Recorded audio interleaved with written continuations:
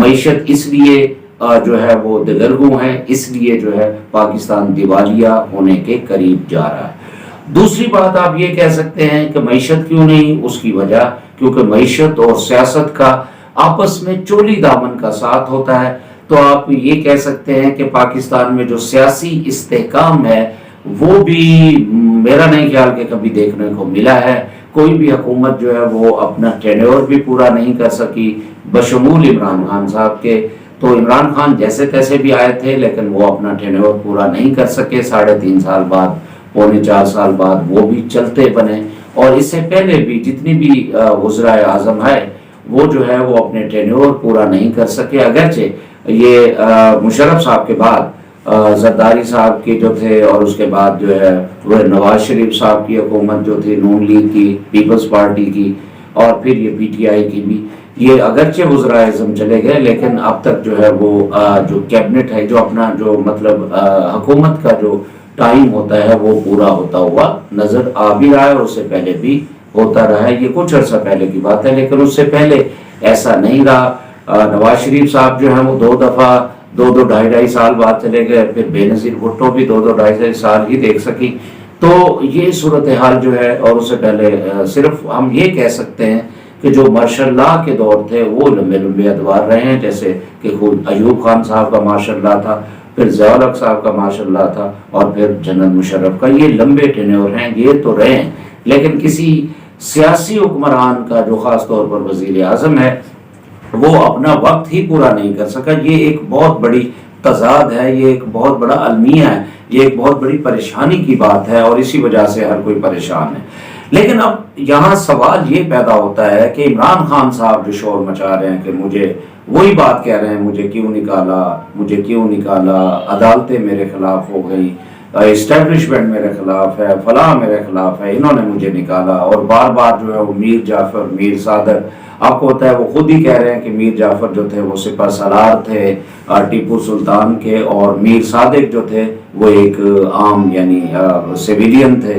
تو بہرحال وہ سویلین کو بھی اور سپہ سالار کو بھی، دونوں کو جو ہے وہ مورد الزام، نہ صرف مورد الزام ٹھہرا رہے ہیں بلکہ اپنی حکومت، اپنے آپ کو وہ ٹیپو سلطان گردان رہے ہیں، اور ان کو جو ہے وہ میر جعفر اور میر صادق کہہ رہے ہیں۔ تو یہ بات میرا نہیں خیال کہ یہ اس طرح کی بات کرنی چاہیے، اور کرنے کی ضرورت بھی نہیں ہے۔ اور جو عمران خان صاحب جو ہیجان پیدا کر رہے ہیں پاکستانی سیاست میں، جو عدم استحکام کا شکار کر رہے ہیں، اور لوگوں کے اندر جو ہے وہ نفرت اور نفرت در نفرت پھیلا رہے ہیں، یہ بھی اس کا بھی کوئی انجام اچھا نہیں نکلنے والا۔ تو یہ جو صورتحال ہے، ہمیں میرا خیال میں پاکستان میں اس صورتحال کو، اس کے جو ذمہ داران ہیں، میرے خیال میں ایک تو جو پاور پالیٹکس پر جو پاور رکھتے ہیں وہ قوتیں تو ہیں ہی ہیں، لیکن سیاستدان بھی پوری طرح سے اس کے ذمہ دار ہیں۔ کوئی بھی سیاستدان جو ہے انہوں نے آج تک کوشش نہیں کی کہ وہ اپنی سیاست کا رخ عوام کی طرف موڑے، اور عوام کے جو مسائل ہیں، عوام کے جو ایشوز ہیں، ان کو حل کرنے کی کوئی سنجیدہ کوشش کرے۔ اس میں عمران خان صاحب بھی فیل ہوئے ہیں۔ عمران خان صاحب کے پاس اب وہ سلوگنز لگا رہے ہیں، اس میں ان کے پاس یہ کوئی سلوگن نہیں ہے کہ میں نے عوام کی یہ خدمت کی ہے، میں نے مہنگائی ایسے روکی، میں نے پیٹرول کی قیمتیں یہ روکی، میں IMF کے پاس نہیں گیا، یہ باتیں ان کے پاس نہیں ہیں۔ ان کے پاس بھی وہ سازشی تھیوری ہے، وہ مذہب کارڈ ہے جس کو وہ استعمال کر رہے ہیں۔ اس کے علاوہ ان کے پاس کوئی پرفارمنس والا سرٹیفکیٹ نہیں ہے جس کے ذریعے وہ عوام کے پاس جائیں۔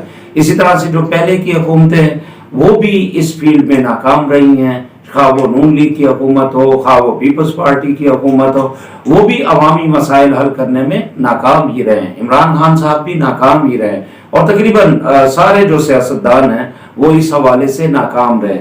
اب سوال یہ پیدا ہوتا ہے کہ اسٹیبلشمنٹ کا کنٹرول اتنا کیوں ہے؟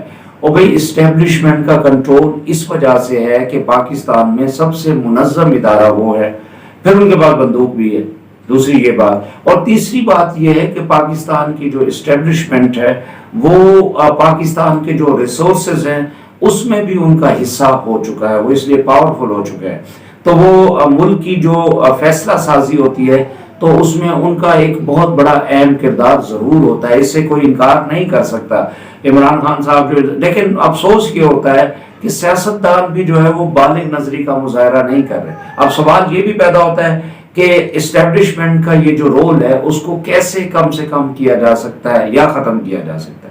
شروع سے ختم تو نہیں کیا جا سکتا لیکن کم سے کم کیسے کیا جا سکتا ہے، یہ ایک سوال ہے جو سنجیدہ حلقوں کے لیے میں اپنی رائے تو دے ہی رہا ہوں لیکن میں سنجیدہ حلقوں سے بھی کہوں گا کہ وہ بھی اس پر سوچیں. میرا یہ خیال ہے کہ کیونکہ وہ پاورفل طبقہ ہے تو پاکستان کے جو سیاستدان ہیں وہ بالغ نظری کا مظاہرہ نہیں کر رہے، یہ آپس میں الجھتے ہیں، آپس میں جھگڑتے ہیں، ایک دوسرے کے دستوں کے رباں ہوتے ہیں. ماضی میں آپ دیکھیں نون لیگ اور پیپلز پارٹی ایک دوسرے کے دستے کے رباں ہے، لیکن پھر جب ان کا آپس میں پیکٹ ہوا، میثاق جمہوریت ہوا، تو اس کے بعد پھر جو ہے وہ ایک نئی پارٹی نکلی.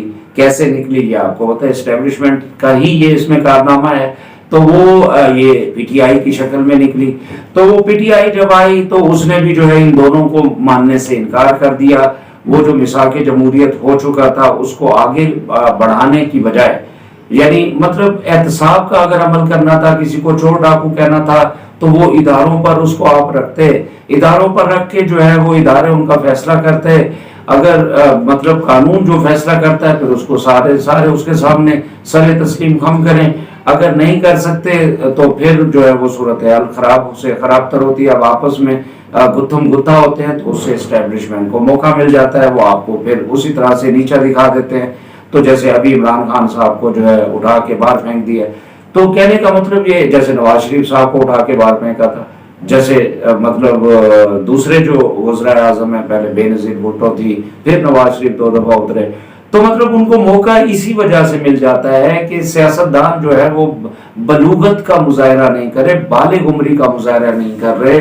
اور آج تو صورتحال اس سے بھی زیادہ خطرناک ہو چکی ہے. عمران خان صاحب کسی اپنے علاوہ کسی کو ماننے کے لیے تیار ہی نہیں ہے. وہ کہتے ہیں یہ سارے ہیں ہی باطل اور میں حق پر ہوں. یہ سوچ ہے ہی غلط. بھائی دنیا میں کون جو ہے سرٹیفکیٹ لے کے آیا ہوا کہ میں حق پر ہوں یہ باطل ہے؟ بھائی اگر کوئی باطل ہے آپ کی نظر میں تو آپ کے ادارے موجود ہیں، آپ ان کو مطلب آپ لوگوں کی رائے، لوگوں سے ووٹ لے کر آئیں، آپ اداروں کے اوپر چھوڑیں. آپ خود کیوں انوالو ہوتے ہیں؟ آپ جب خود انوالو ہوتے ہیں تو اس سے آپ کا جو وہ نظام انصاف ہوتا ہے وہ بالکل جو ہے وہ جانبدارانہ شکل اختیار کر جاتا ہے.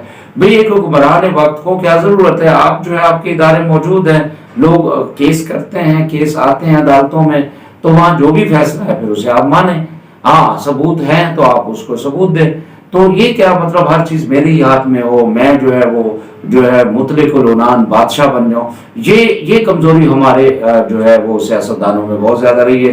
آپ کو یاد ہوگا 99 میں جو ہے وہ نواز شریف صاحب بھی جو ہے وہ امیر المومنین بننے کے خواب دیکھ رہے تھے اسی طرح سے، کیونکہ 2/3 میجورٹی ان کو ملی تھی. اور اب عمران خان صاحب بھی وہ 2/3 میجورٹی چاہتے ہیں. اگر ان کے پاس بھی یہ خدا نخواستہ 2/3 میجورٹی آ گئی تو وہ بھی اسی طرح مطلق العنان بادشاہ یا امیر المومنین بننے کی کوشش کریں گے. اور اس سے کیا ہوگا کہ ان کی نظر میں جو مومن ہوگا وہ تو ٹھیک ہے، باقی ان کی نظر میں کافر ہوں گے. ان کو وہ تہ دیکھ کریں گے، ان کے خلاف نفرت پھیلائیں گے، ان کو برا بلا کہیں گے جیسے اب بھی وہ کہہ رہے ہیں. تو ایسی صورتحال جو ہوتی ہے یہ ملک کے لیے، ریاست کے لیے بہت نقصان دہ ہوتی ہے. آج کل مطلق العنانیت کا دور نہیں ہے، یہ ڈیموکریٹک یعنی ایج ہے، جمہوریت کا دور ہے.